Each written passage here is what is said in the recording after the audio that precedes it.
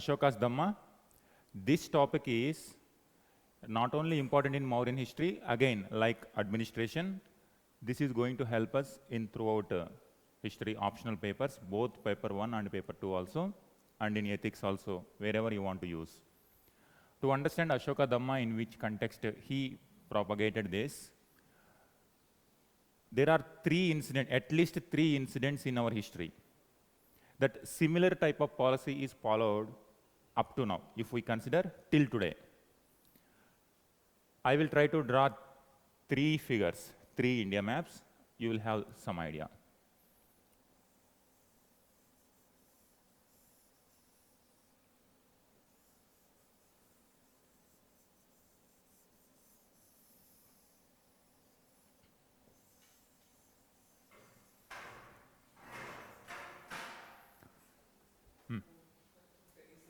Okay. This one, 1950. In 1950, this is the Indian map, what we got inherited from the British Empire. They divided. For this land, we followed a constitution. And this constitution is equal to every single individual. There are no two different constitutions for two different set of people. Whether you are living in this part, in this part, in this part, everywhere, same constitution applies. And the principles applies to everyone equally. This one, by this time period, now we are in 1950, 20th century. By this time we have Hinduism, Buddhism, Jainism. Then if we come in the order, other unorthodox sects. Then if we come to the first century, is it visible?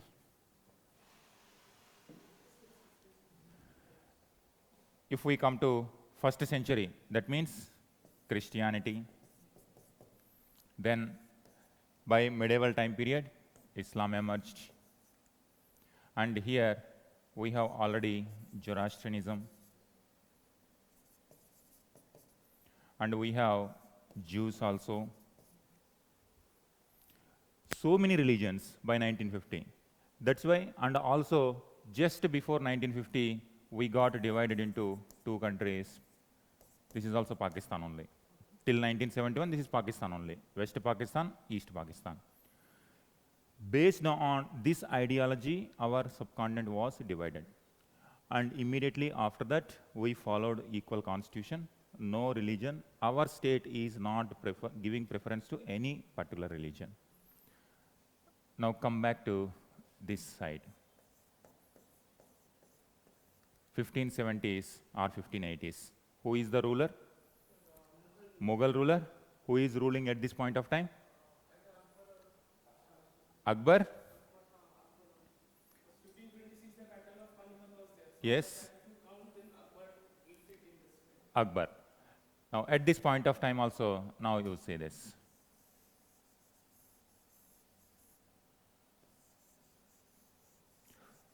This will help us to give an idea how Ashoka Dhamma is why that much important. Now you see this, when we are preparing constitution in 1950, we have the reference of entire history, that what has already happened in the history past, and also we have the reference of other countries also. And we understood that if this constitution is not open for all, these kind of divisions once again may take place.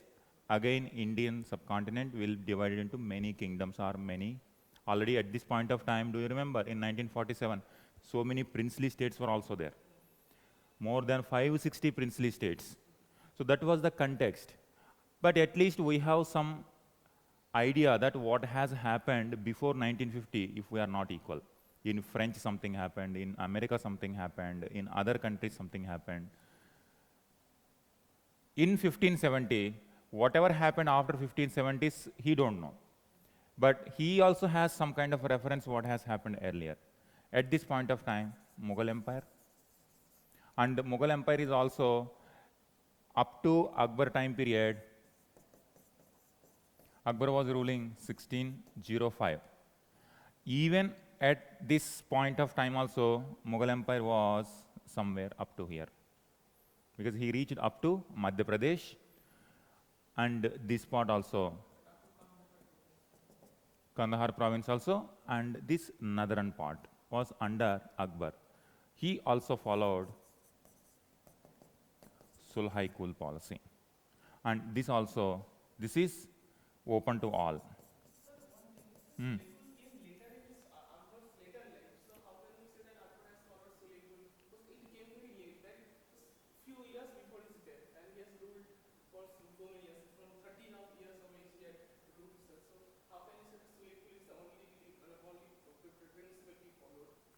Sulhaiful is a kind of policy.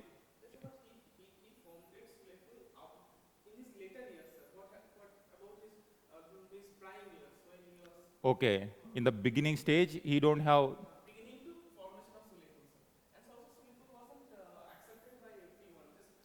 True. You might be talking about Dini Ilahi. There is another concept. This is the policy. And whatever you are talking about, that is the Dinai Ilahi. This is the kind principles, religious principles, which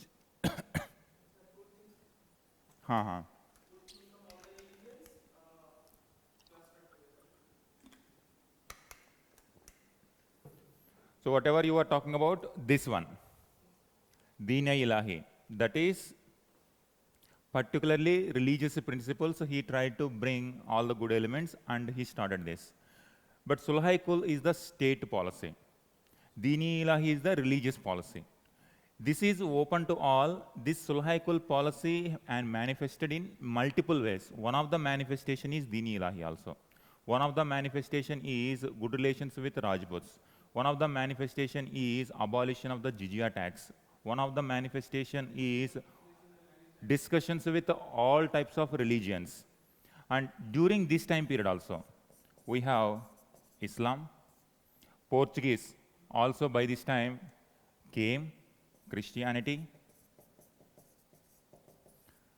Zoroastrianism. Akbar used to bring all the religious heads from Zoroastrianism also, Islam also, Christianity also. And already Hindus are there. Whatever they are there, Buddhist by this time declined, Jainas and other unorthodox sects, Sufi. In Islam also, Sufism is there. In Hinduism also, Bhakti movement is there. If we consider main religions in this format, they are there. And he also has some reference to follow. And he also understood that if we are not open to all, again, his empire will disintegrate. And he has many issues to consider, and he don't want religion is one of the issues which will create problem for his empire. Again, at least he has some reference what has happened earlier also. And Sulhaikul policy also manifested that he opened the administration to every sort of people. Many Hindus are also raised into the administration, like Man Singh was there, Birbal was there, Todarmal was there. Hindus were there, and at the same time he encouraged Islam, Christianity, Zoroastrianism, all sorts. In his own house, Christian missionaries were roaming freely in the fort. So that is the kind of openness he followed.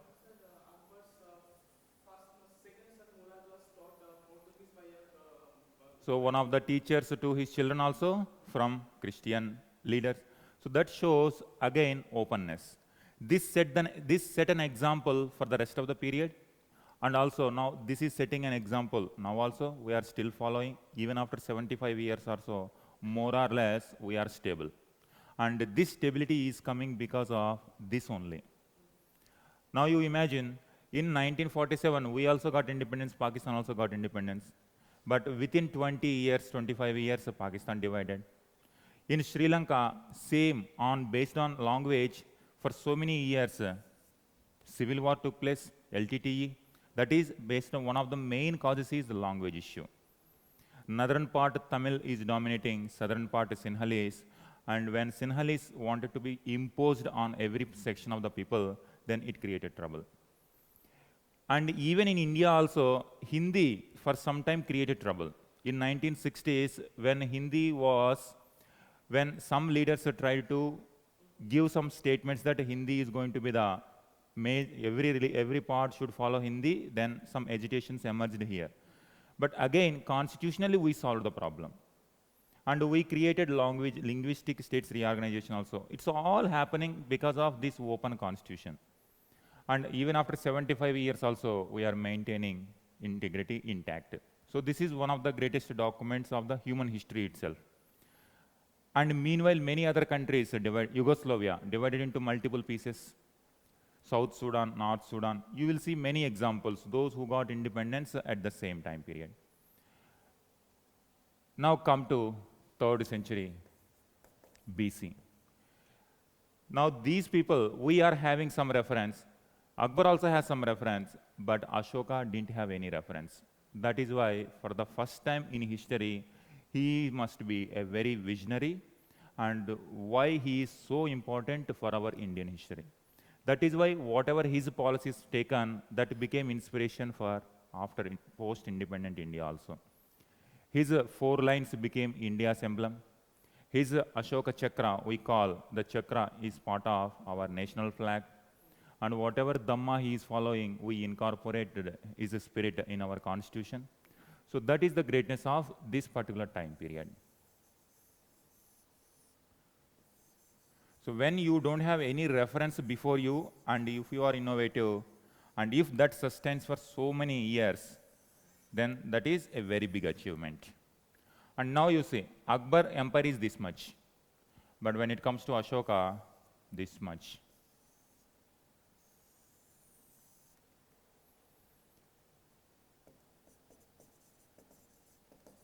Pataliputra. By this time, now Islam not there, Christianity not there. We are in 3rd century BCE. Christianity come after 1st century AD, Islam came after 7th century AD. Now here, Hindu, Buddhism, Jainism, Ajivika, any other? Ajivika particularly important because Mauryans donated some of the caves to Ajivaka sect. That means Ajivaka sect might be very popular at this point of time. And when it comes to here, Zoroastrianism, because we are close to Iran, this side. And on top of it, this area is also has the settlements of Greek gods. They were also there, and Greek gods were there. Zoroastrianism. Now you need to see, on top of it, we are only seeing the only major religions of this time. There are some people, we are giving one particular simple line like tribal. When it comes to tribal ideas, there are so many customs, so many, their religious ideas are very different. So it is like before the emergence of Aryan culture, non-Aryan world, you can simply say non-Aryan world. So many like Neolithic people or Chalcolithic people or megalithic people, different aspects they followed. Similarly, we can categorize all of them into tribal. These are the mainstream religions, on top of it tribal. And in tribal, different tribals have different customs. Here also, same is the case. Here also, same is the case. Which did not fit in Hinduism, Buddhism, Jainism, Ajivika, in other religion. They were also part of, he were also part of the subjects, or we are calling citizen, subjects. Under this context, following some kind of open policy is biggest achievement of 3rd century BCE. In our Indian history, no one is there before him who he can take inspiration.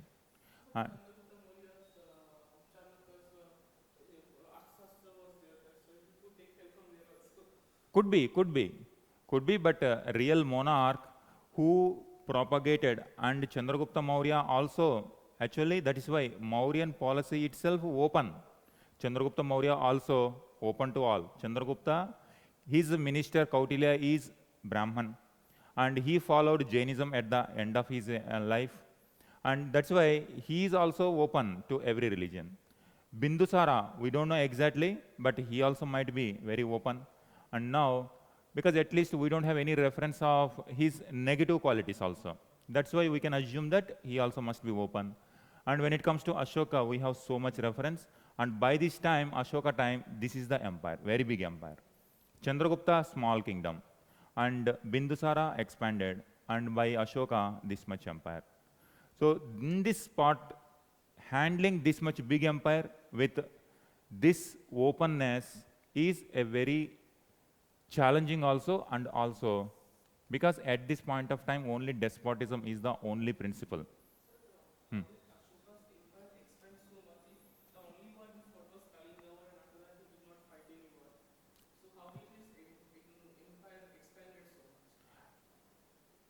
We have to assume that Bindusara expanded his territory. So there are references. Yes, Tarun. Barabar Nagarjuni caves, Bindusara became an Ajivika monk. When it comes to Bindusara, we don't have much reference like Ashoka or Chandragupta Maurya. We have Tibetan Buddhist monk Taranada. He has written one account about the Bindusara, and in that account, Bindusara ruled land between two seas. So land between two seas means then this side Arabian, this side Bay of Bengal must be part of his empire. But we don't know how he conquered, with what rulers he fought, those details we don't know. At least for Samudragupta we have so many wars and battles, and his eulogy was there. But for Bindusara we don't have that reference. That is why whether how Chandragupta Maurya expanded, we have some references. In northwestern part of India, he fought with Seleucus Nicator. And when it comes to Ashoka, we have Kalinga reference. But when it comes to Bindusara, we don't have much accounts. So that is why by Ashoka time period, and also how do we know that Ashoka is ruling this much empire? Because his edicts were there here also, here also, here also, and some of the Mauryan inscriptions are there here also. Based on that, we are coming to the conclusion that this might be his extent of his empire. Everyone contributed for the progress of the empire, but Ashoka particularly followed this policy called Dhamma. And when it comes to Chandragupta Maurya, he was following the Kautilya Ardhashastra. And Bindusara also, for some time period, Ardhashastra or Kautilya was the minister even during Bindusara also. And later he was replaced by other person. And by Ashoka time period, he followed his own ideals. He could have followed Ardhashastra also, he followed Ardhashastra also, he followed other religions also, and he created his own Dhamma. We are calling it as Dhamma. Please note down this. Now, in this context, we have to see why it is important. Please note down this. Draw all the three.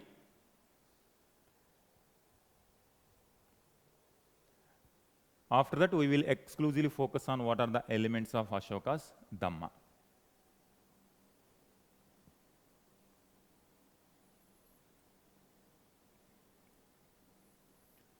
Sanju, Tarun, Kanchan, all right up to here? Any doubts you have?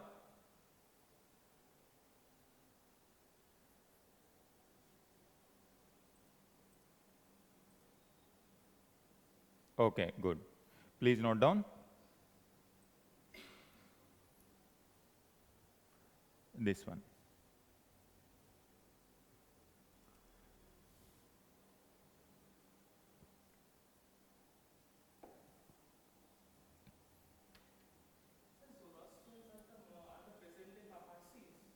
Present day Parsis.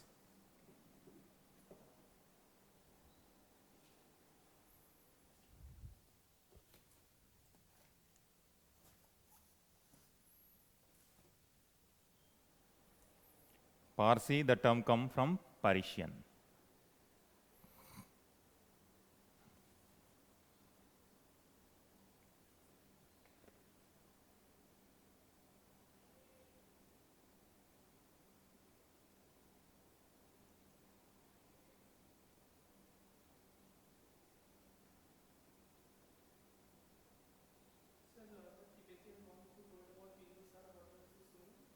His name is Taranada.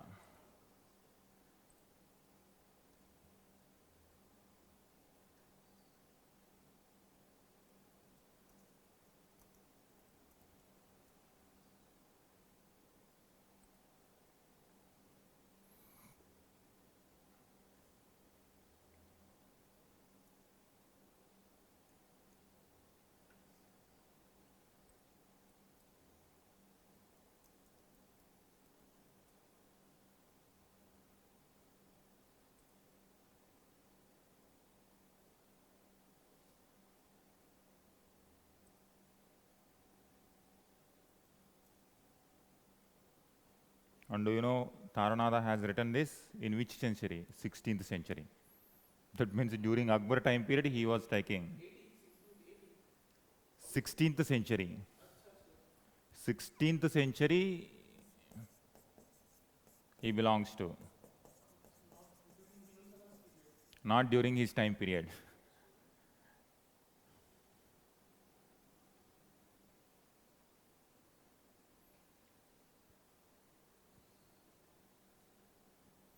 Because reconstructing our ancient past is very, very difficult part.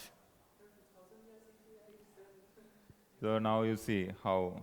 And in fact, our history has completely forgotten Ashoka also.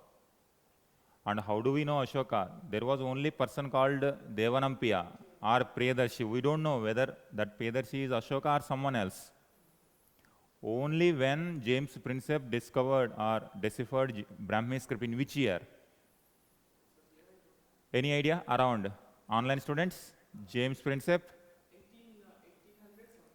Yes, 1800s. Now you see, till 19th century, and these inscriptions also we were not able to decipher. That means only in 19th century we came to know about this, the greatness of Ashoka.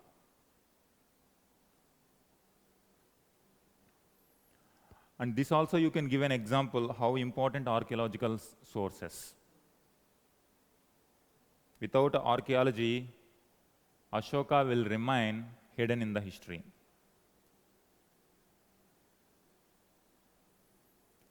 Yes, Tarun. Ranyo, Ashok, Kanganahalli. So gradually, when archaeology became more and more active, we are able to get more and more evidences.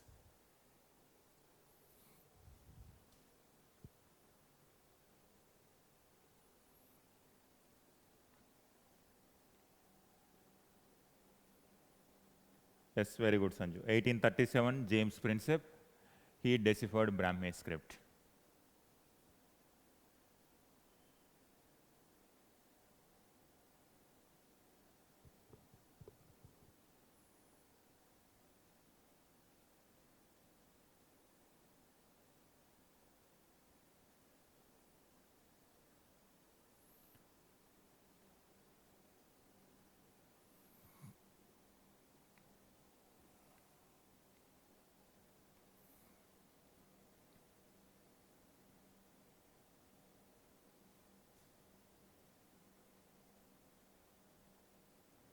Yes, in few minor rock edicts, Ashoka name is mentioned.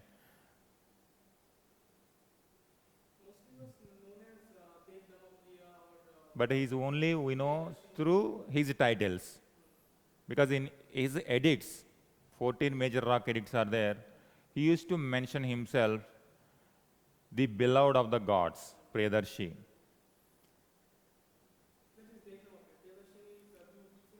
Beautiful, Devanampiya. Devanampiya means beloved to the gods, Priyadarshi. And only with that particular title only he was being referred. Only in some few minor rock inscriptions like Musky, Ashoka name came. By comparing these inscriptions, minor, major, and Sri Lankan Buddhist texts, all come to the conclusion that he was Ashoka only. So in 14 major rock edicts, how many minor ones found discovered? There is no exact particular number because different accounts are giving different number.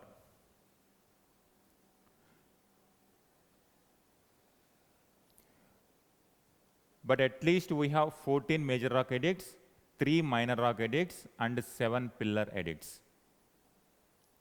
at least. And if we get some other evidence, this number may change. 14 major rock edicts, 3 minor rock, and 7 pillar edicts.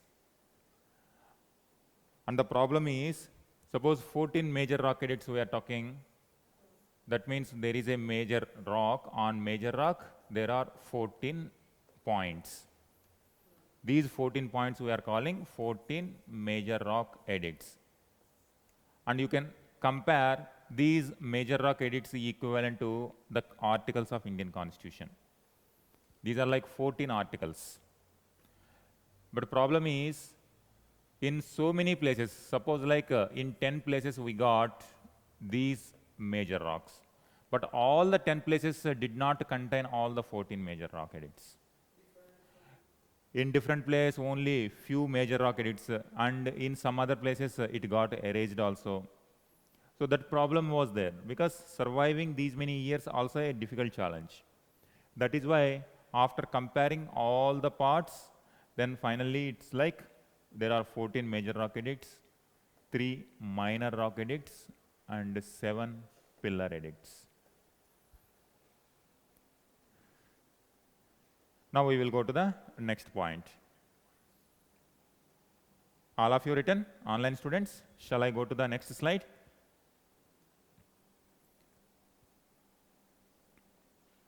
All right.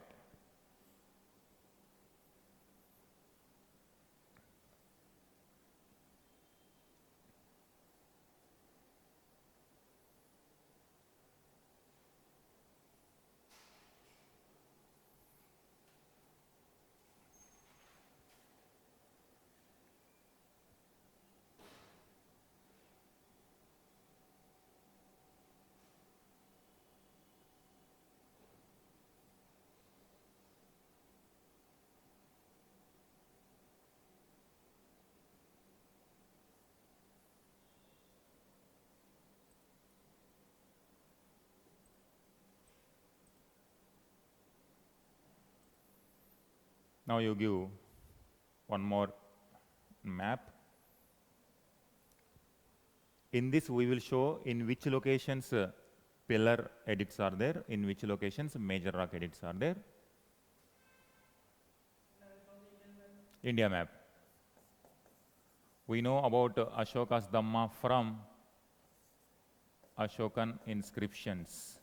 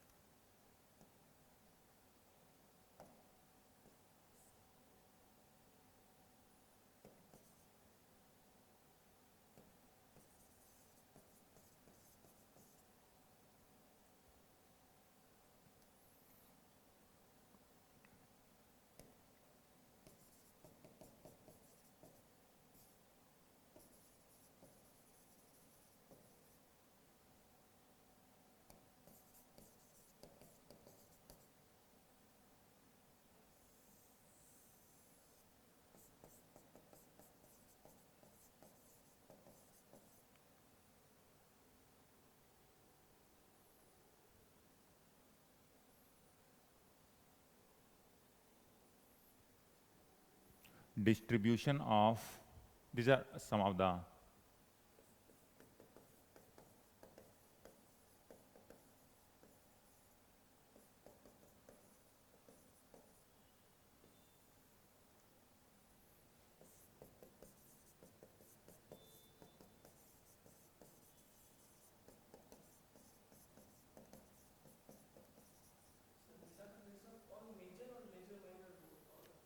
Some of them are, these are major. Do you want major rock edicts list? That is prelims point of view, it's need not to worry. Just you can give like inscriptions. Here we are mentioning, for example, Musky, Nittur, Udegolam, minor rock, Gujjar, minor rock, and Dhauli Jogada, major rock edicts. And these are major rock edicts. Major rock edicts. And one more observation is, all major rock edicts are there near the boundaries. Eastern boundary, western boundary, northwest boundary, and here also we have.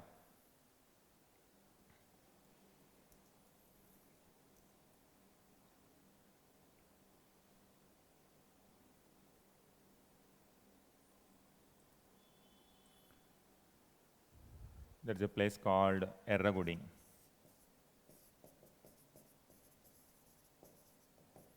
Major rock edict. So you see the boundaries, major rocks. The term edicts means royal inscriptions. Inscription, anything which is written on the hard surface. Particularly we can also call Ashoka inscriptions, and we can also call Ashokan edicts. Difference is, the inscription is general term. Even on the caves of Buddhist caves, some merchants also inscribed. That is also an inscription. Particularly if king gives that inscription for this particular political purpose, that becomes edict. Yes, royal order. That's why we compare this edict with the constitution article. These are like instructions that every subject has to follow it. And when it comes to types,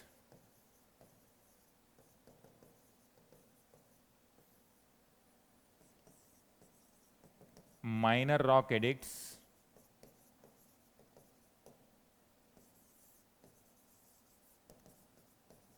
major rock edict, minor pillar edicts, major pillar edicts, and other edicts also there. Separate edicts. These are different types of edicts, and through these, by combining everything, we come to certain kind of idea that what these Ashoka edicts contain.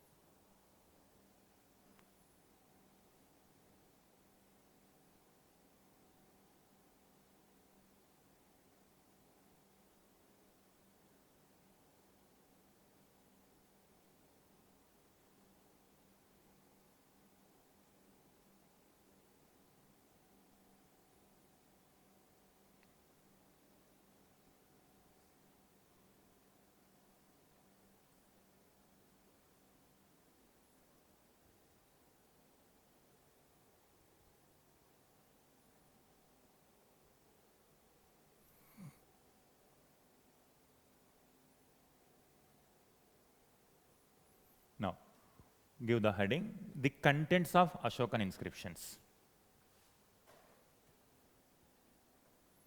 The contents of Ashokan inscriptions.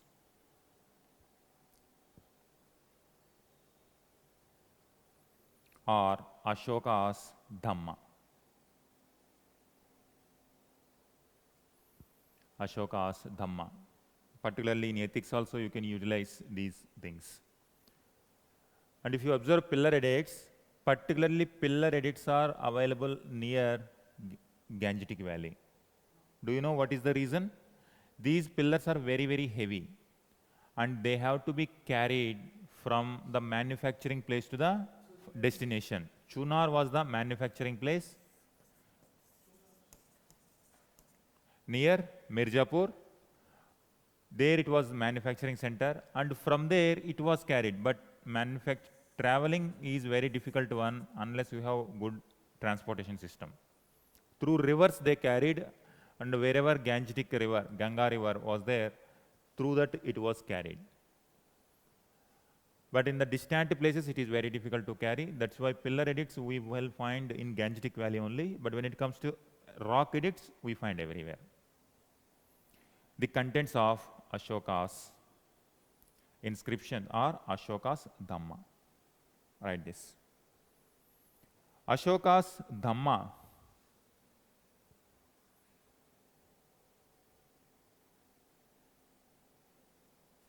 was a set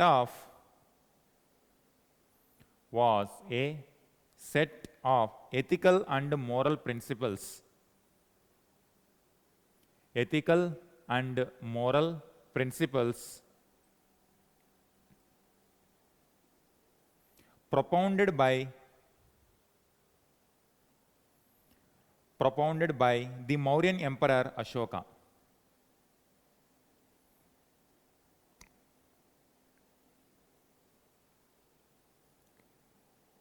It was not a new religion. It was not a new religion, but rather a code of conduct. Rather, a code of conduct and a philosophy of governance. Philosophy of governance that aimed to foster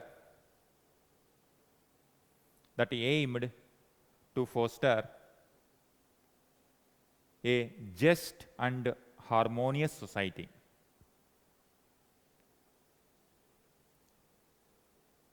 A just and harmonious society.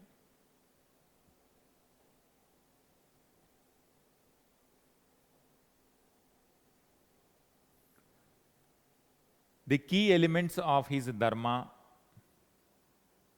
are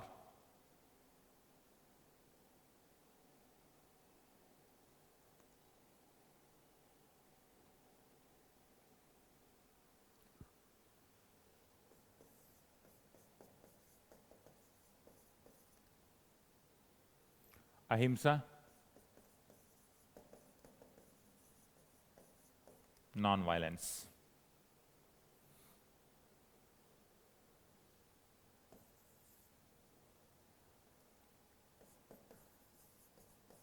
Tolerance.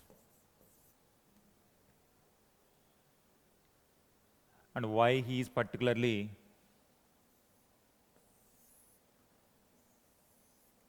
here? Brahmanism, sacrifices,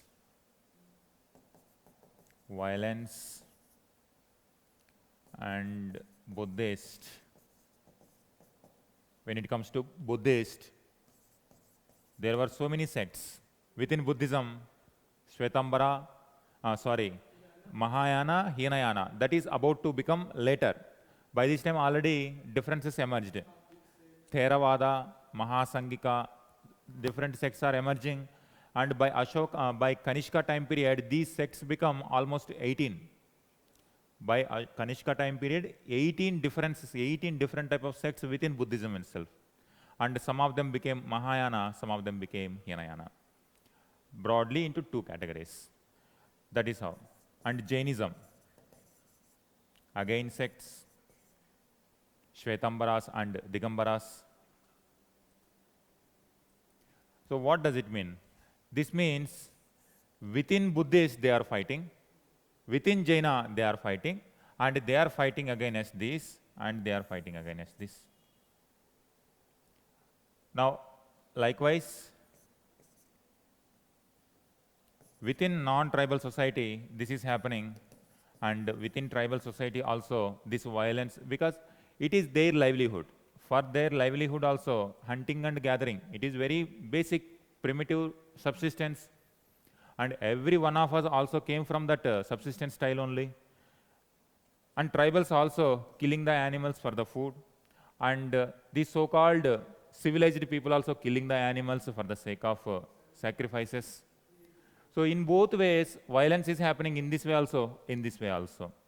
People are fighting against each other in the name of ideology. That is one. And as a result, when these disturbances comes, it affects the royal state authority. And the state Brahmanas, they wanted their way of life as the dharma of the constitution of the state.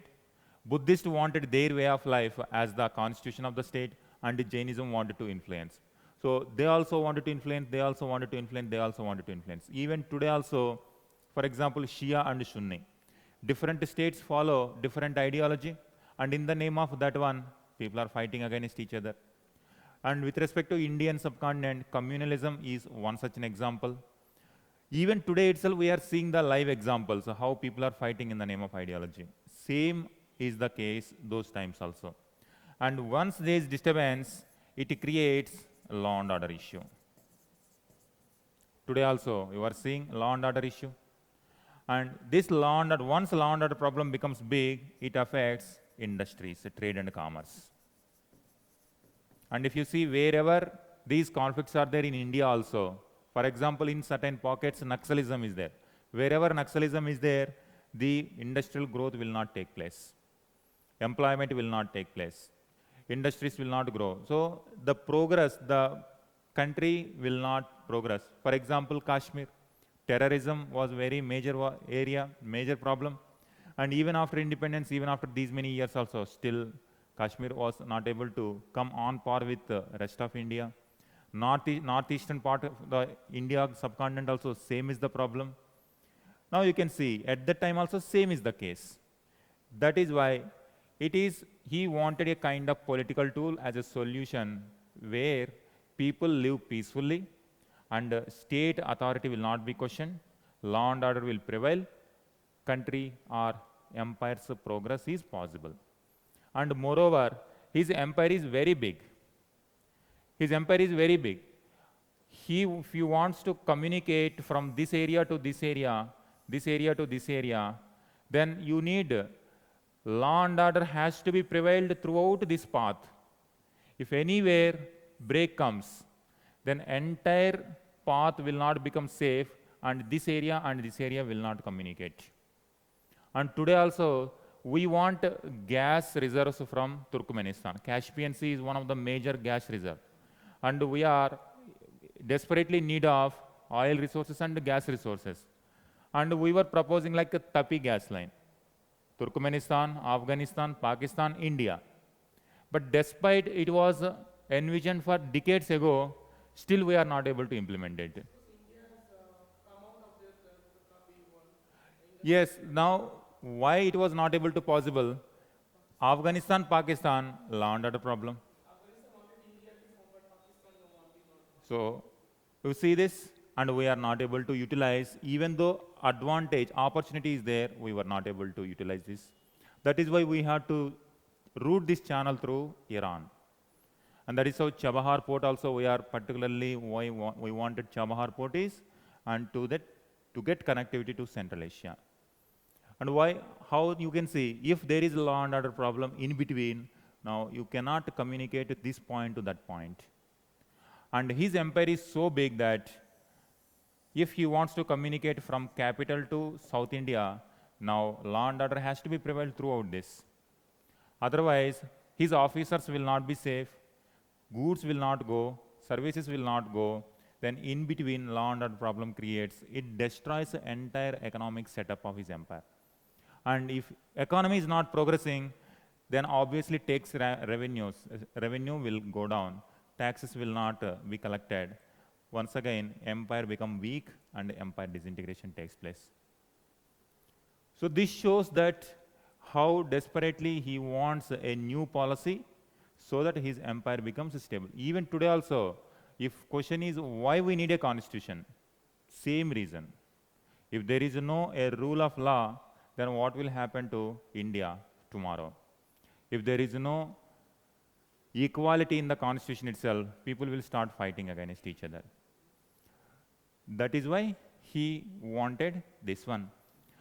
He promoted non-violence, then tolerance, so that every religion, every ideology is open to all. And he particularly says that if you do not respect the other religion, you are doing disservice not to the other religion, but your own religion. Likewise, he used to inculcate these values. Tolerance. Next one, compassion. Compassion, truthfulness,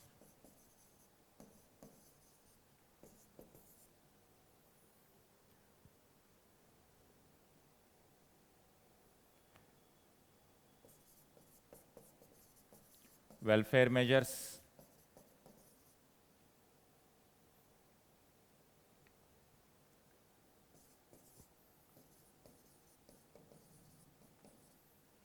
duties to people, like respecting elders, respecting the other religions. So he used to say that. Then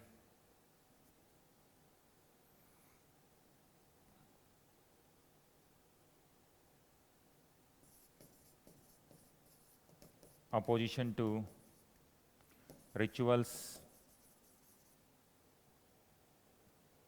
opposition to rituals,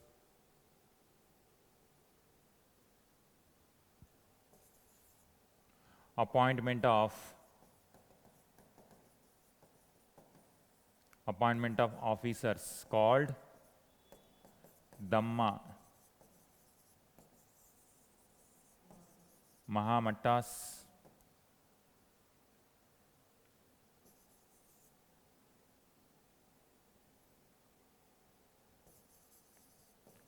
conquest through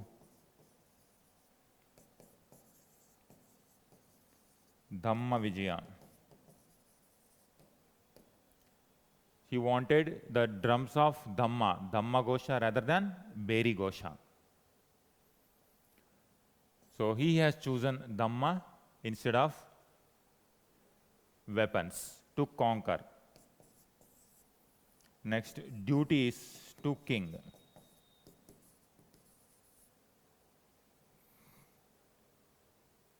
Duties to king and duties to officers also. Like they have to be very passionate. So in the modern sense, duties to people is fundamental duties, and duties to king nothing but DPSPs, directive principles of the state. So name is changing, but the character and spirit is same thing. And these are the same values even our constitution is also following. While we are preparing the constitution, we have some reference for, like Ashoka followed this one and we need to follow. But for Ashoka, he has to depend on whatever Brahmanism is saying, whatever Buddhism is saying, whatever Jainism is saying. And he has a reference in this format, and he converted these principles into state policy. And when it comes to Brahmanism, there are Upanishads. Upanishad inspired Buddhism also, Jainism also. And naturally, Upanishad principles, same principles Upanishads also talk, same principles Buddhism also talk, same principles Jainism also talk. So if question comes like, how Ashoka's Dhamma inspired by Upanishads? Same answer. How Buddhist principles are inspired by Upanishads? Same answer. Because nowadays questions are going back to this particular thing, Upanishads. Already questions also came. So go back to Vedas. This theory is nowadays becoming more and more popular. That is why generally in medieval time period, Islamic architecture and Islamic culture related questions were coming earlier. But recently in GS itself they are asking like medieval temple architectures. There are very few examples, but that was the question. And in fact, they are asking like how these temples are reflecting the society also. And we need to connect how temples are reflecting the social norms of those times. You can simply see that Upanishads and Vedic traditions, related questions, even to the later time period also, questions are trying to connect with this particular development. In that way, you try to analyze. Same is the case with this also. Ashoka's. Sir, it's a bit long questions. Hmm. Actually, sir, I read in a book that this Ashoka Dhamma's policy. Sir, sir, is it so easy for the other kings to just to submit the feet of Ashoka just through Dhamma Vijaya? Is it, once again, please? Is it did the other kings really submit themselves and paid their obedience? Tributaries. Tributaries or in the form of taxes. Yes. Just through Dhamma Vijaya, not. But the kings did not reverse, did not take up arms, they just laid down their arms just because one people from faraway land. Never. Whatever you are saying, suppose whatever you are asking the question, just have now constitution we have, very ideal constitution, very good principles are there. Now let us assume there is no army, there is no police, but you have the book with all good elements. Will Indians follow the law and order? Will they pay the taxes? Will they accept the state authority? Never. You have to use the force also, you have to use book also. It has to be both. That's why just by creating one principle like this, people will not follow readily. Even to follow this also, you need state machinery like army, you need state machinery like police. And this is one of the historical debates, that because of this, he completely did not go for wars. That's why army became lack. Army was not able to become strong. That is why after Ashoka's demise, Mauryan Empire got disintegrated. There are different different interpretations of it. This was called Ashoka's pacifist policy. And he don't want to do wars, but the soldiers always need wars. Then only they become more active, they become more efficient. But now because of Dhamma Vijaya, Dhamma conquest, he did not go for wars. As a result of it, military became weak and other rulers conquered Mauryan Empire. But Ashoka was a practical person. He is following for practical, because this is the society he is living in and he wants to ensure law and order. His aim was to maintain this, and obviously he was practical in maintaining the army also. And in one of his edicts itself he says, you follow these Dhamma principles, otherwise you will face the consequences. So what does it mean? He is ready to use the force also if someone do not follow this royal order. So he did not disband any empire, disband army. And he was maintaining that also, but he was reluctant to use the force as long as if subjects are following peaceful methods.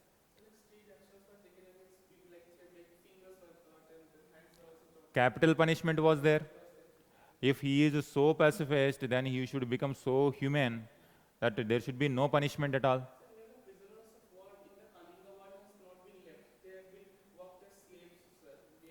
Slaves in the agriculture farms. So he was very practical. Like Buddha, he is very practical. Mardhamana Mahavira, they were all very practical. That is why their ideals are still surviving. If you are so ideal, then those principles will not survive. People will not follow in larger numbers.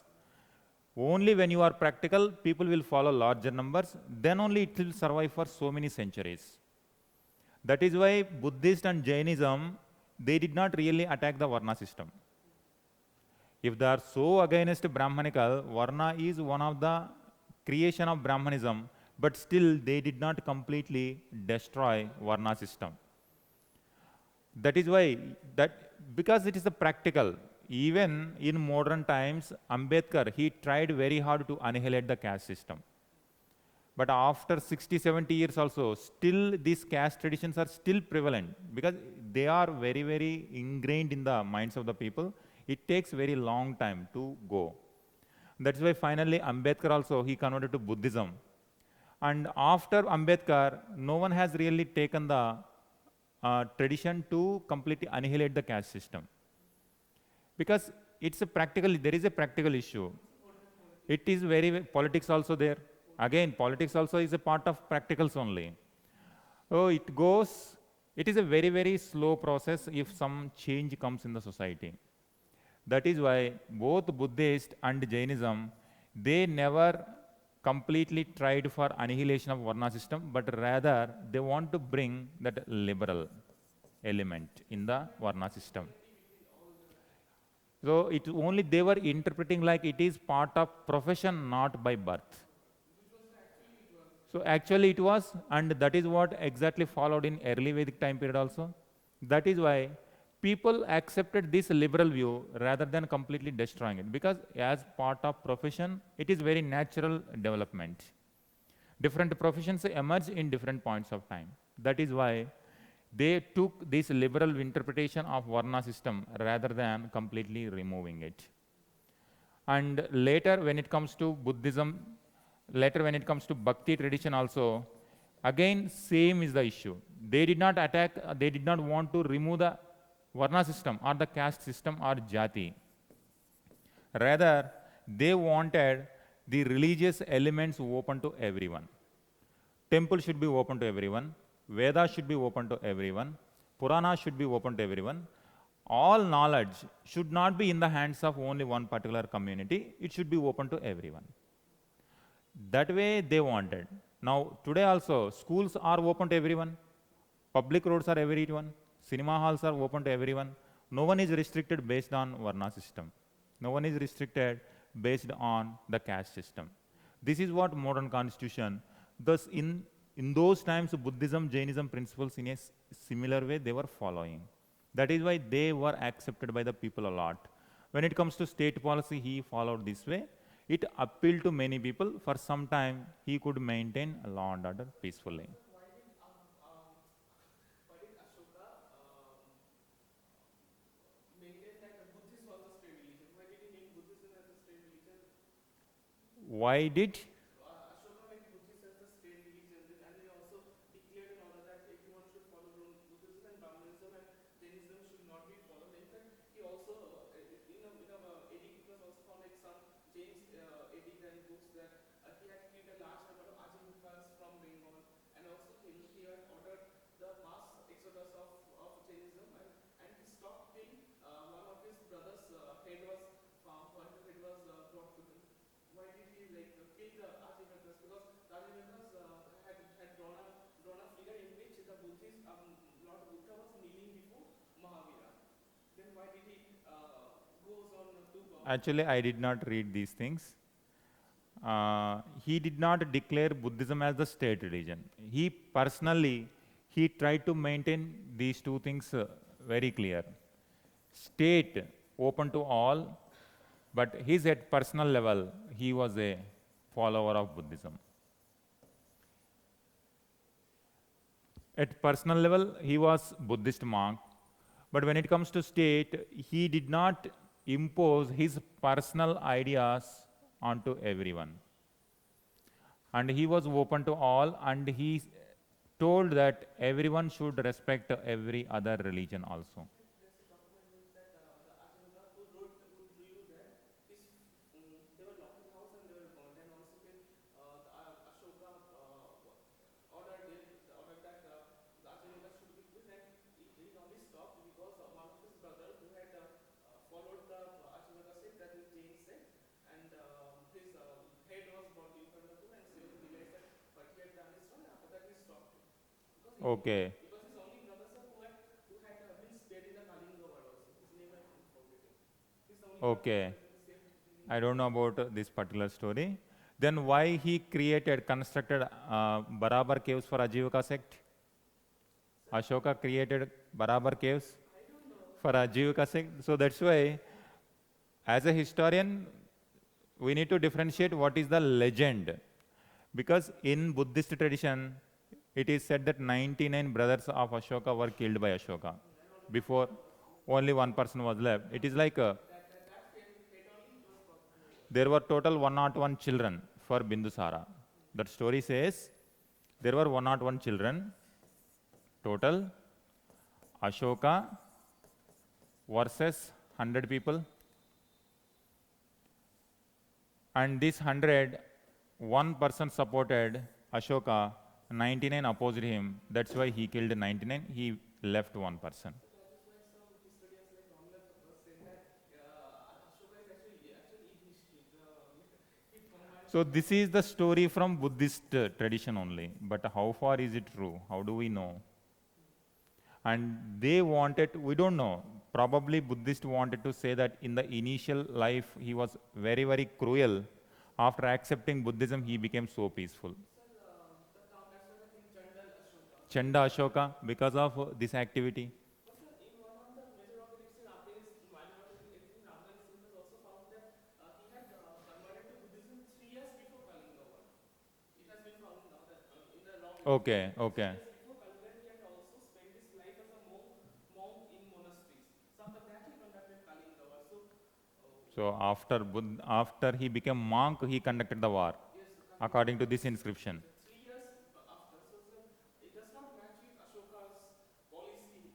So when new evidence comes, this interpretation also will change. That's why at this point of time, this is Buddhist legend. So whatever you are saying related to Ajivaka might be Ajivaka legend. From in Ajivaka text, Ajivaka text, but we don't know really what is there. So from the inscriptions, we can come to the conclusion that this is the, and even the dates also problematic when it comes to up to Mauryan. Not only Mauryan, up to ancient time period, this is the problematic. Which happened, which and which later. That is why historians are very struggling very hard to corroborate with Indian text also, foreign text also. They follow different calendar and we follow. Shaka era and Kushana era also came later. But at this point there is no Shaka era, there is no Kushana era. That is why it's very difficult to reconstruct our history past. These are the elements. He left Tissa. Yes, Sanju. The person name Tissa. He was the last person. actually, sir, this story also collaborates with Mahabharata also because only one Kaurava brother did not fight against the Pandavas, where they fought with Pandava. His name was Yudhishthir. So, many of Okay, in Kauravas. yes, sir. Okay. In many of the historians, like Ramnath says that in that history, she wrote a book. She wrote a famous book wrote that Ashoka actually is Yudhishthir. Yudhishthir, the Emperor's son is Ashoka. So Ashoka is equal to Yudhishthir. It's just been transformed from different ages and ideology. Okay. So that is how, in different interpretation, different how you take the references. This is Ashoka's Dhamma.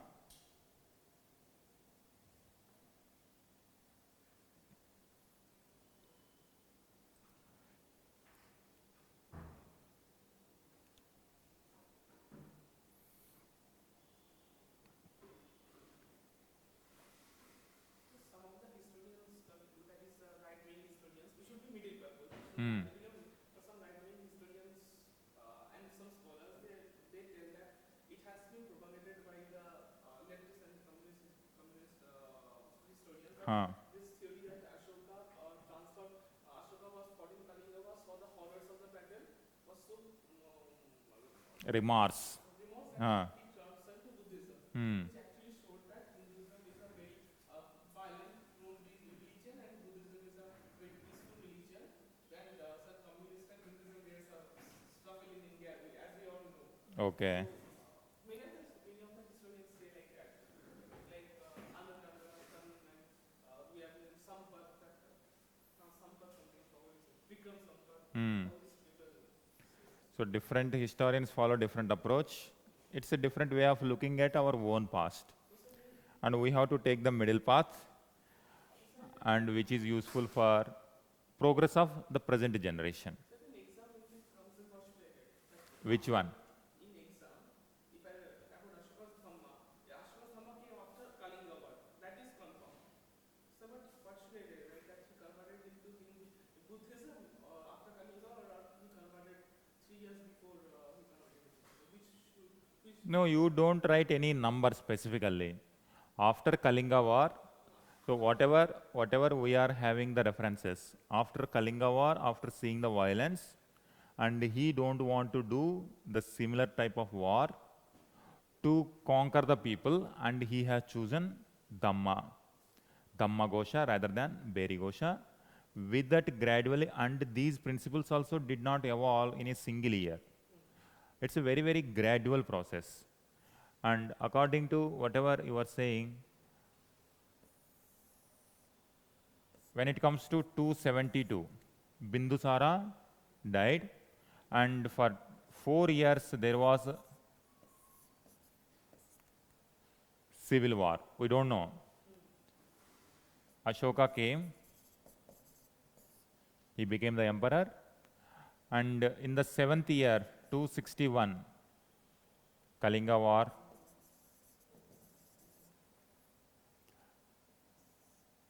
Then he don't want to do wars anymore, and he want to conquer people with peaceful means. And thereafter, he followed Dhamma, but it is not a single day development. Initially, he gave minor rocks, edicts. And there are very few. 3 edicts are there. So this is in the formative stage.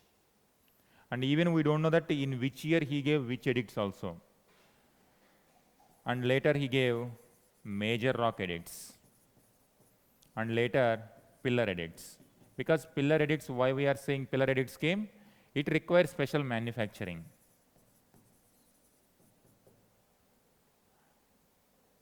Likewise, it's a continuous process. It is like constitution did not, he did not write constitution in single day.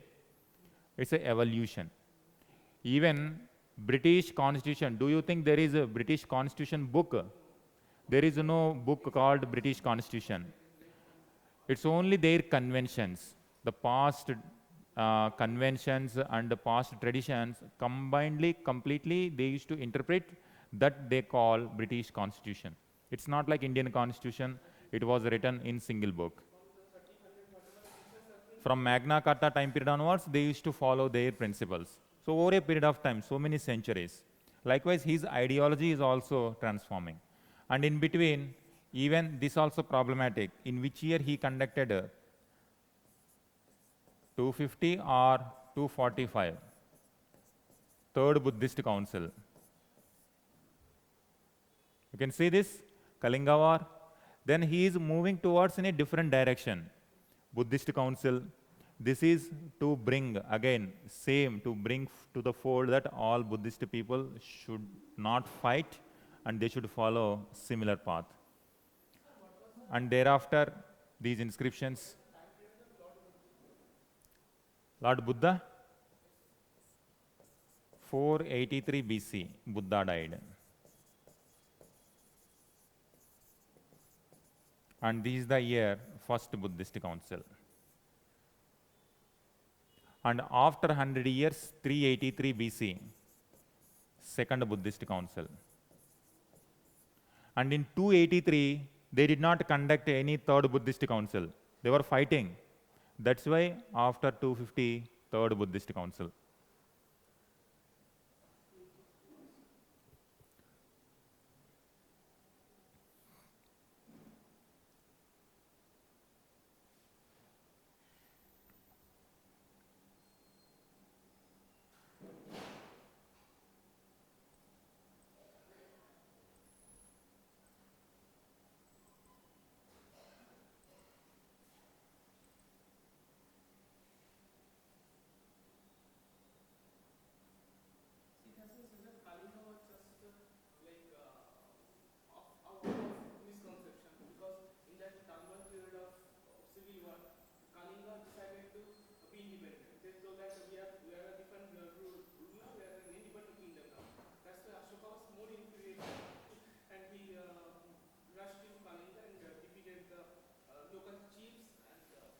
Kalinga was conquered by Nandas.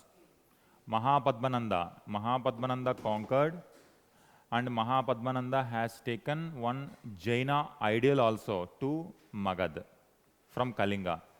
That is what Karavela used to proudly say, that I conquered Magadha and brought back the Jaina ideal. Whatever accounts related to Kalinga, we get some more details about Kalinga in 1st century AD, when Karavela comes. And during Ashoka time period, this war took place, whatever you are saying, that when Nandas conquered it, Kalinga was part of Magad Empire. But later they assumed sovereignty and they were behaving independently. Once again, Ashoka wanted to conquer it. And moreover, it is also having the practical and also the strategic. Now Mauryan Empire reached south also. Kalinga is this location. Now if Pataliputra, the capital, wants to communicate with the South India, then it has to go through this. Or it has to go through sea route. And even sea route is also not safe if these people attack the ships. To communicate with this, and again, south is very, very important one because it is having the minerals like gold. If this becomes sovereign, and next gradually this area also will break away. Now in present context, if Siliguri corridor is broken, what happens to northeastern part for our India? And this is what the Chinese designs. That is why this is very, very sensitive. India is very, very particular about this particular area. Because if it is broken, if it come under threat, then our entire northeastern part is India under threat. That is why we want to safeguard this at any cost. And you imagine that if this becomes independent, obviously this also will become independent. That's what exactly happened after Mauryans. Here Shatavahanas emerged, here Karavela emerged. Every part became independent countries after, independent kingdoms after Mauryans. That is why he wanted to conquer this area also. That is why it's all about the interpretation, how you say. Economically, it has an important value. Strategically, it is very important. And also, he wanted to follow that universal monarch. Initially, he might be very ambitious, and he wanted to conquer every part of Indian territory so that he rule as a Chakravartin. Everyone, every king wants to imperialist follow policies of those times. And after conquering, that is what history, we don't know person changes at what point of time. So there is a possibility that after winning Kalinga war, after killing 100,000 people, that 1 lakh people, who knows, some kings might take more pride also, that he killed these many people and he conquered this and he wanted to conquer more territory also. Now, at this point of time, entire India is under his control. So many resources, every part of India is paying taxes to him. Now he can also go like Alexander, world conquest. Now this much area under him, now he can go for world conquest also. Now he can conquer West Asia also. But he did not go. That is what, it made a difference in Ashoka's life. When Alexander became great because of his military conquest, Ashoka also became great, not because of his military conquest, but because of his Dhamma. So he has shown the path, you can become great by not following the war also. Alexander, the Western European countries praise Alexander because he is great. What he has done? Only conquered. And he did not really rule. And even he did not reach his hometown also. He don't have time to consolidate. He did not rule at all. He only conquered completely. But the European historians, they were very much took the pride in conquering the territories. That's why they made Alexander great. That is why UPSC, there is, in 33 age only, he died. That is why UPSC has already asked one question. The interpretation of Alexander the Great, it has to be reinterpreted. Is he really great? Apart from conquering the territories, what else he has done in consolidation? Immediately after the death of Alexander, his empire again broken into 4 parts. So he has the example of Alexander immediately before him, not like this anyone. But he did not take the inspiration from Alexander, rather he took the inspiration in a different way. That is why he created history in a different way completely. And this is becoming a role model even today also for our life existence. But in that answer, I got a point in mind that that the difference between the Western and us is that while Ashoka had created so much remorse that he left the battles, he did not fight any other single war. But at the same time, the cultured British General Dyer had killed people and also taken pride in it. So that's the difference I can mention in the exam also. Yes, you can. So the peaceful twist that became very, very unique to our Indian subcontinent. That is why whoever comes later, it is the nature of this subcontinent itself. Whoever may come here, but they follow the open approach religious. Some people might be bigots, religious bigots, but the people who come after him might be so liberal that they allow every religion and every sect. The Delhi Sultanate, most of them are big religious figures. But after that, Mughals, some are religious figures like Aurangzeb and all. But And even in Delhi Sultanate also, for example, Alauddin Khilji, he did not listen to ulemas, and he said, whatever state requires, I will give the orders. You don't. You better stay with your religion. Gradually, the state monarchs, they tried to differentiate what the state requirement, what the religious requirement. When state comes, it means not only one particular religion, every religion is important. there's also a difference between the Western kingdoms and Eastern kingdoms. That is, the Western kingdoms Definitely, always been dominated by popes. Always in the order of popes. Like they want to fight the battles, they want to solve the sovereignty. Always they have to take the help from pope. But the Christian, the Muslim, they do not take help from either from ulemas or exactly. The modern terminology is secularism. That's why the Western blueprint of secularism will not apply to India. Their church was so dominant, it used to interfere in state politics so dominantly. That is why the people of Western European countries so harassed by the Pope or the institution of the church. And that's why they wanted complete difference or complete separation of the church and state. But when it comes to India, it is like state and religion so intermixed, but still we don't know that we were following secular principles. We were following secularism. Exact blueprint will not apply. That is why one question was also asked in GS, how France secularism is different from India's secularism. France does not entertain any religion. It doesn't entertain any, but So why they go to that kind of extreme? That means church harassed them so much that they don't want any kind of interference of the church in the state. we have seen what the Catholic churches did to them during the French Revolution. Then Catholics and Protestants continuously fighting, and in crusades, Islam and Christianity, they were fighting. And whoever says against the God, whoever says against the church, they were burnt at the stake. That is why they completely wanted separation. But when it comes to here, people, monarchs are taking the inspiration from same religion and they were following the open approach, secular approach. taken out a book which is known as the Ujas Hammer. It is a manual for the clergies and the bishops to hunt and kill the so-called witches, Witch hunting? which are freaking women. Yes. Like different ways that how can like if she tells about this, burn her. If she tells about this, then drown her. Like this. So that was the kind of interference. Everywhere church was interfering. That's why the Western secularism is different, India's secularism is a different one. Now you see this, same Brahmanical ideology, same Upanishad, same Buddhist, same Jainism. Religion are also there. At the same time, monarchs have taken the good elements of it and they are following, approaching to the state also. This is what Dhamma. Now we will go for art and architecture.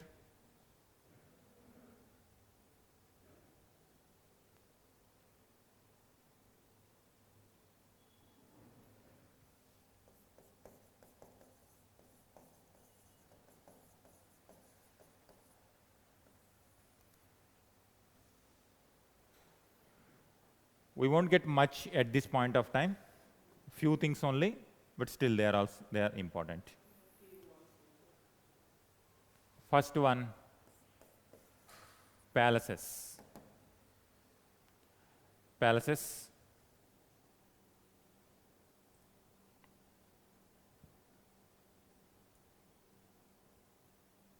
Megasthenes states that the Mauryan palace at Pataliputra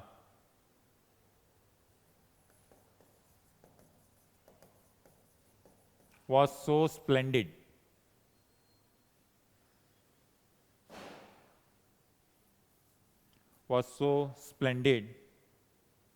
as that in the capital of Iran.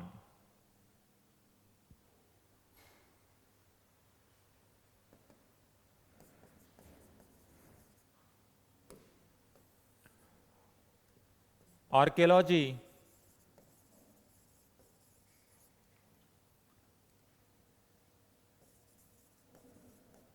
gave the evidence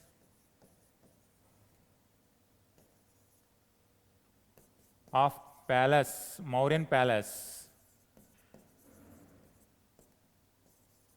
at Kumrahar.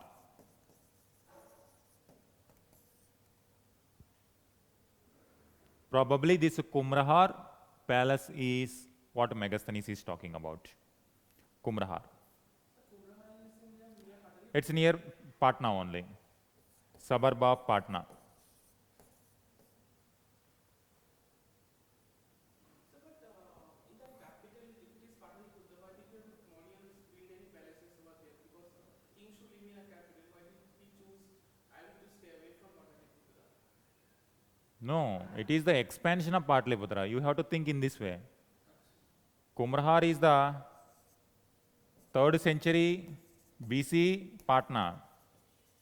Later, after 4th century, it expanded. Today, in 21st century, it expanded. Delhi, for example, there are so many capitals within Delhi. Mehrauli, where Qutub Minar was there, that was the initial Delhi. Delhi Sultanate. Later, when Alauddin Khilji came, Siri Fort he built. When Tughlaqs came, Tughlaqabad came. Then when Mughals came, Shahjahanabad came. And when British came, Raisina Hills. And today you Delhi, you see. And UP is also included, and Haryana also included. It's growing. In the beginning stage, that was. So probably this Kumrahar is the place, initial Patna, later extended to today's level. Kumrahar, palace. Next one, pillars.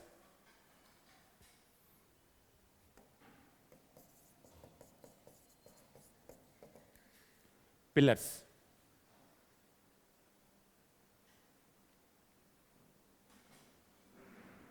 Kumrahar Palace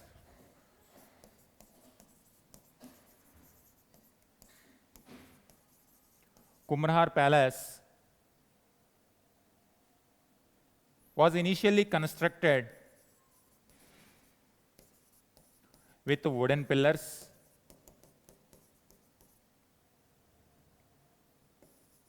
Later, Ashoka used stone pillars.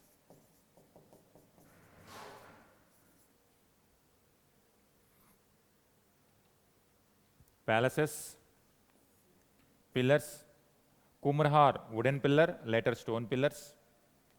Next, Ashoka manufactured pillars at Chunar.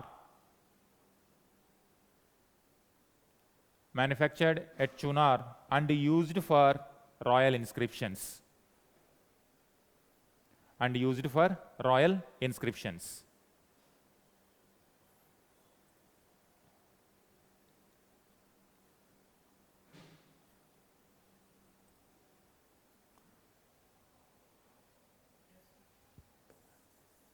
Next, rock cut caves.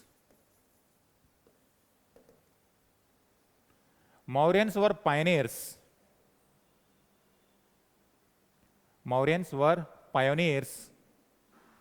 In carving out caves.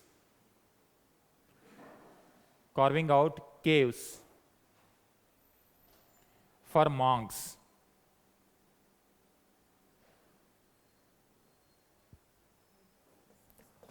Ashoka constructed Barabar caves.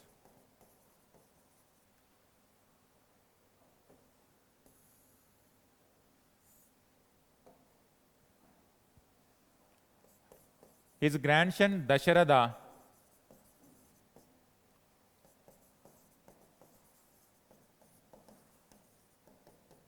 constructed caves at Nagarjuna Hills.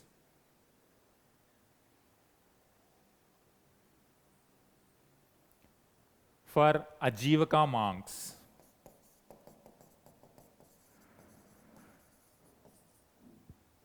Ajivika monks.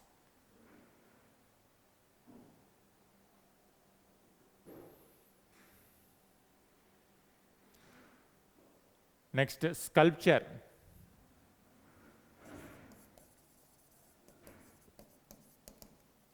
Sculpture.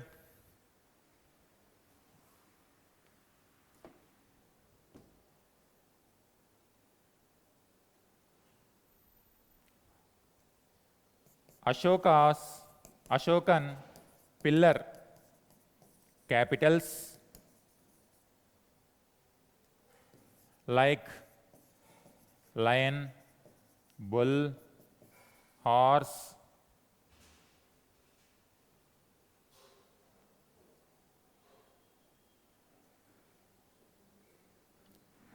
and Dhauli elephant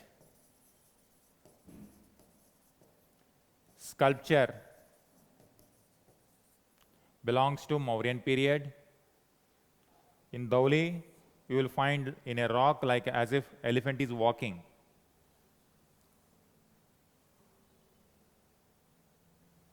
During which period it was? In Holy elephant was during which period?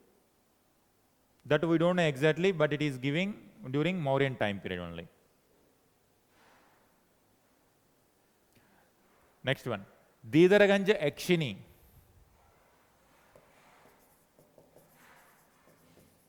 Didarganj Yakshini.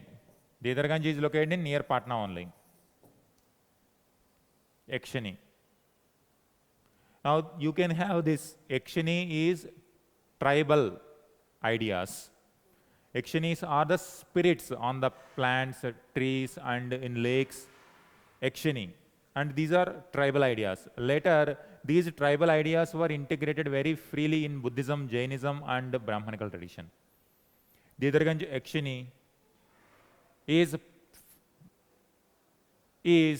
a famous artwork of Mauryan time period.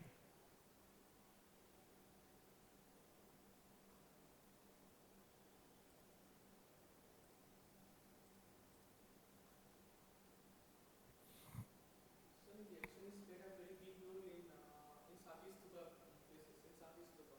Because it was believed that if you touch the Yakshi, the woman, it was related to fertility. That woman bore good sons and then but could also grow well.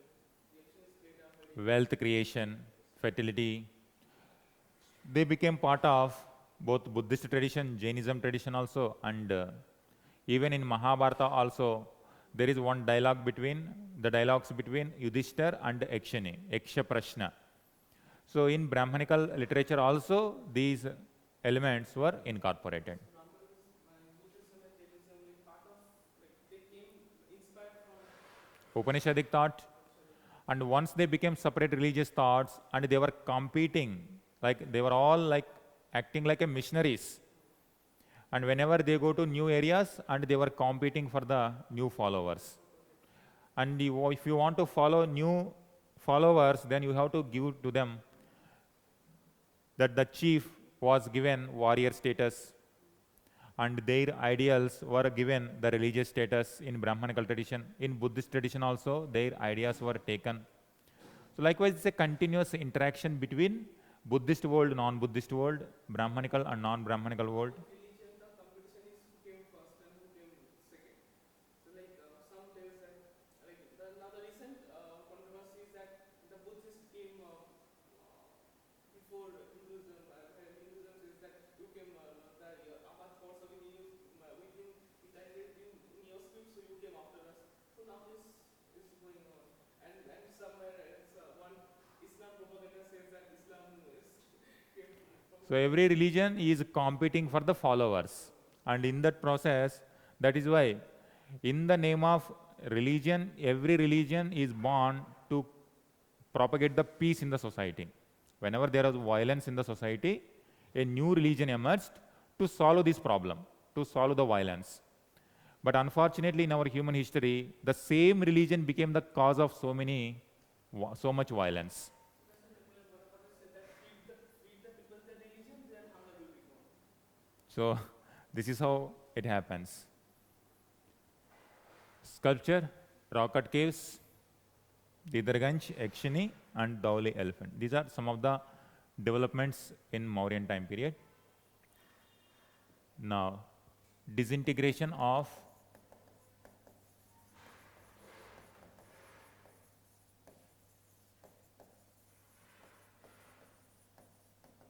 Mauryan Empire.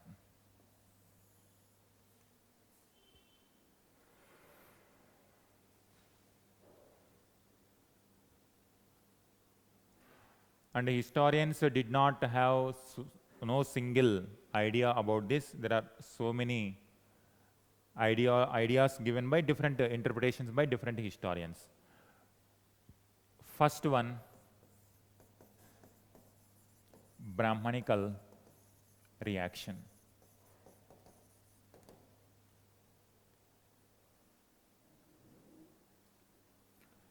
Brahmanical reaction.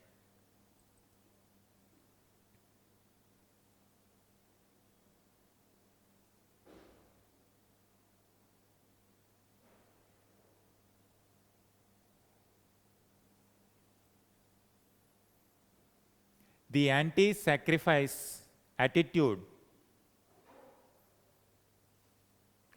the anti-sacrifice attitude of the Mauryans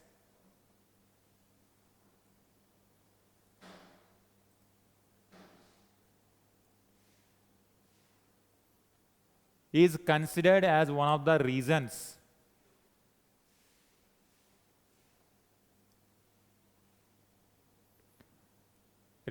for Brahmanical reactions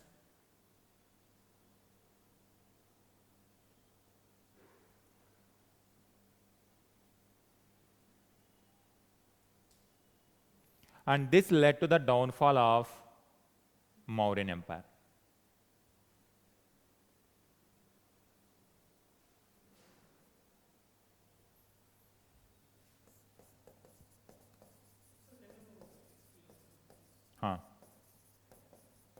Next point, Haraprasad Shastri, scholar, suggested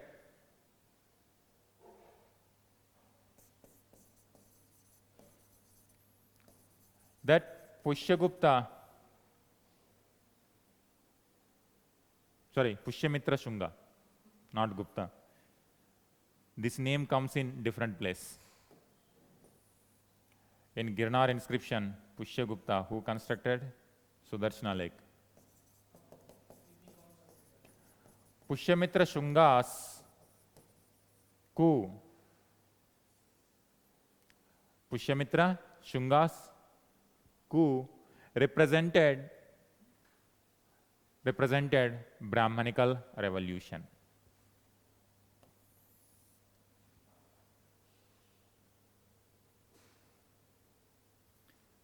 So remember one person name, one scholar name.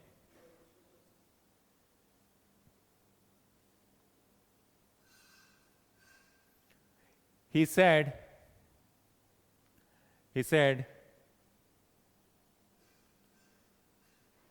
Ashoka banned animal sacrifices.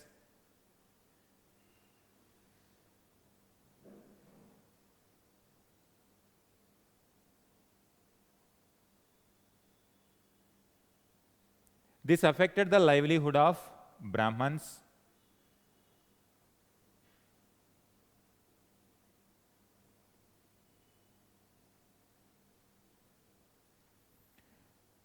The appointment of Dhamma Mahamattas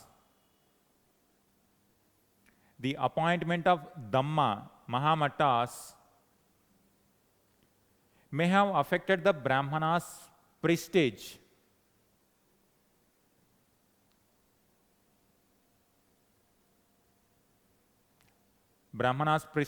as custodians of social morality.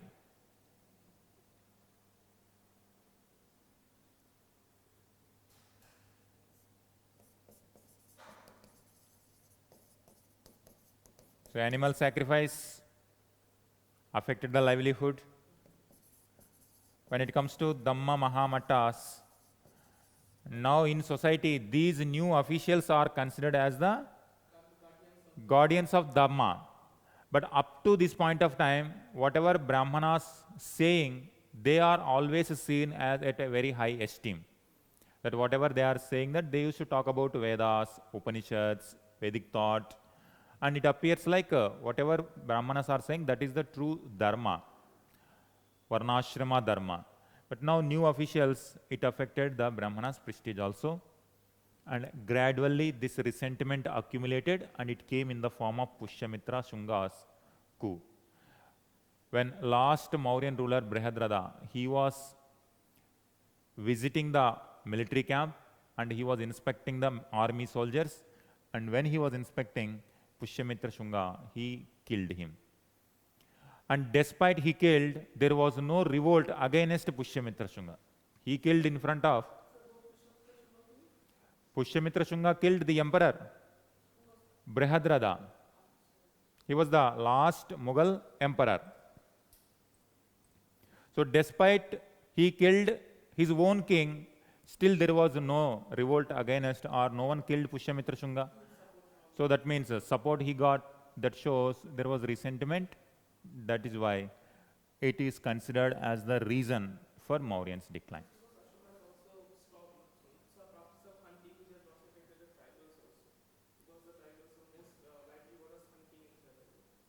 Okay, so this is one theory, okay, Brahmanical reaction. So one thing I'm not getting, so animal sacrifice was banned, but sir, it has been documented that two peacocks and one deer used to be cooked every day in the royal. Yeah, now we are writing that counter. This is the argument.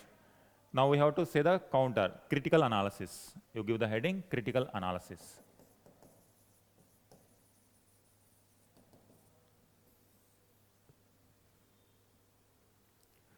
So there are various theories. This is the first one. Like that we will get other also. Critical analysis of this theory.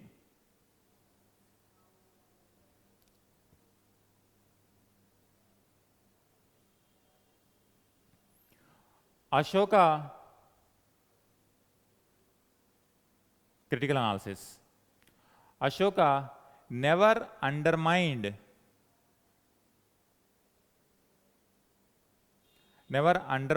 the ideals of Brahmanas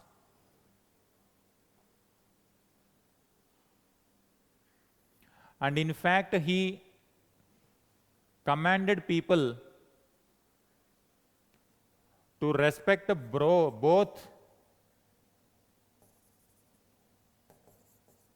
Brahmanas and Shramanas. Unorthodox people call Shramanas. Both Brahmanas and Shramanas.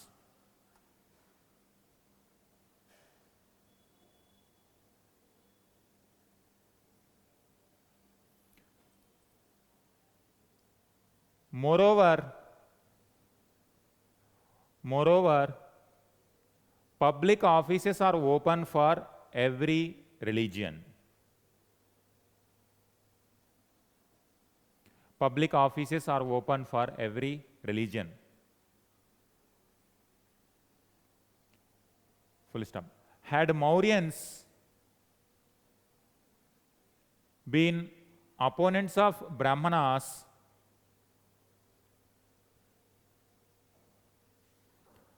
how could a Brahmana, Pushyamitra Shunga,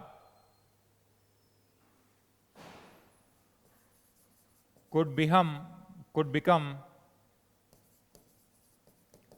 commander-in-chief of Mauryan army. Commander-in-chief of army.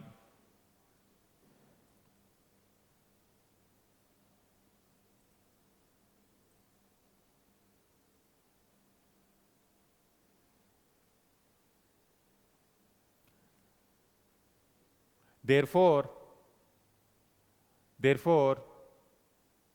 it is quite evident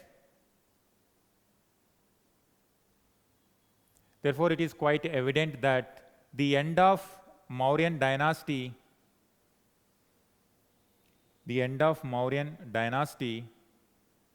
was not the result of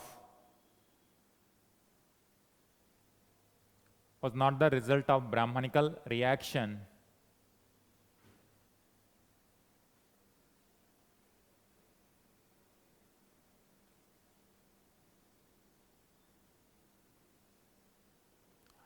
and reasons to be found elsewhere.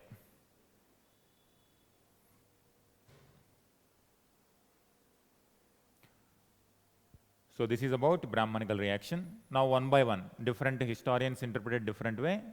Tomorrow we will continue, okay? And tomorrow we will finish and we will start post-Mauryan period also. Sanju and Kanchan, clear? Tomorrow we will continue the rest of the theories and we will find the real reasons. All right? Thank you. Tomorrow we will meet.